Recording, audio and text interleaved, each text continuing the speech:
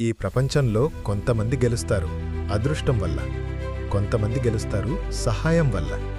కానీ ఒక వ్యక్తున్నాడు, అతను గెలిచాడు అవమానాల్ని మెట్లు చేసుకుని.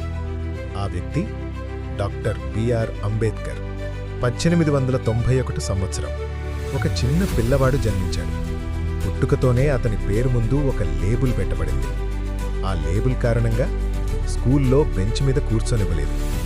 టీచర్ పుస్తకం తాకడానికి కూడా ఇష్టపడలేదు. నీళ్లు తాగాలంటే కూడా అతను తాకకూడదని దూరం నుంచి పోసేవారు. ఒక చిన్న పిల్లవాడికి ఇవన్నీ అర్థం కాలేదు. కానీ అతను ఒకటి మాత్రం అర్థం చేసుకున్నాడు: నేను వేరేలా గెలవాలి. ఇతరులు ఆటలాడుతుంటే అతను పుస్తకాలతో యుద్ధం చేశాడు. అతనికి స్నేహితులు తక్కువ, కానీ పుస్తకాలు ఎక్కువ. అతనికి గౌరవం రాలేదు, కానీ జ్ఞానం పెరిగింది. అతను నమ్మాడు, వాళ్ళు నన్ను గౌరవించకపోయినా ఒకరోజు నా జ్ఞానాన్ని గౌరవించాల్సిందే. భారతదేశం నుంచి అమెరికా వరకు వెళ్ళాడు. కొలంబియా యూనివర్సిటీలో చదివాడు. తర్వాత లండన్ స్కూల్ ఆఫ్ ఎకనామిక్స్లో చదివాడు. ఆ రోజుల్లో విదేశాలకు వెళ్లడమంటే అసాధారణ విషయం.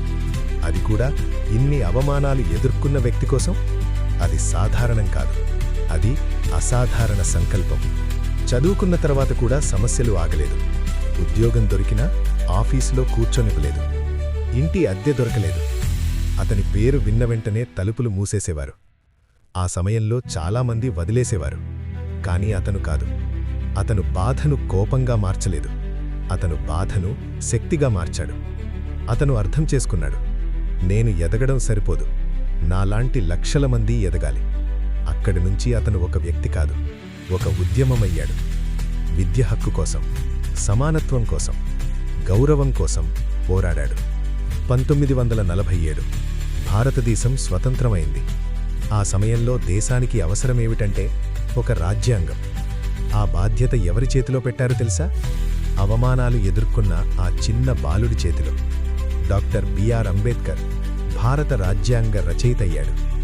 ఒకప్పుడు నీళ్లు తాగడానికి కూడా అనుమతి లేకపోయిన వ్యక్తి దేశం ఎలా నడవాలో రాశాడు.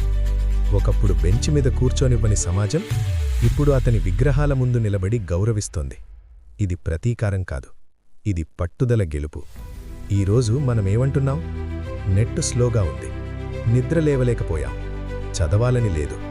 కానీ అతనికి ఇవేవీ లేవు. అతనికి ఉన్నవి అవమానాలు, అడ్డంకులు, అసమానతలు. కానీ అతను ఓడిపోలేదు.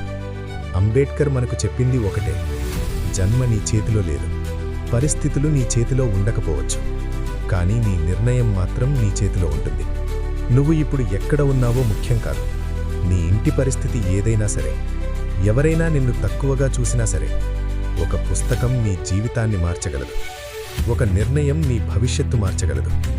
అంబేద్కర్కి చదువు ఆయుధం అయింది, నీకు కూడా అవుతుంది. అతని జీవితం ఒక బయోగ్రఫీ కాదు, అది ఒక జ్వాల. పడిపోతే అతన్ని గుర్తుపెట్టుకో. వదిలేయాలని అనిపిస్తే అతన్ని గుర్తుపెట్టుకో. నువ్వు బలహీనుడివని అనిపిస్తే అతన్ని గుర్తుపెట్టుకో. నీ జన్మ నీ స్థాయిని నిర్ణయించదు, నీ పట్టుదల నిర్ణయిస్తుంది. డాక్టర్ బిఆర్ అంబేద్కర్ జీవితం మనకిచ్చిన మహా సందేశం.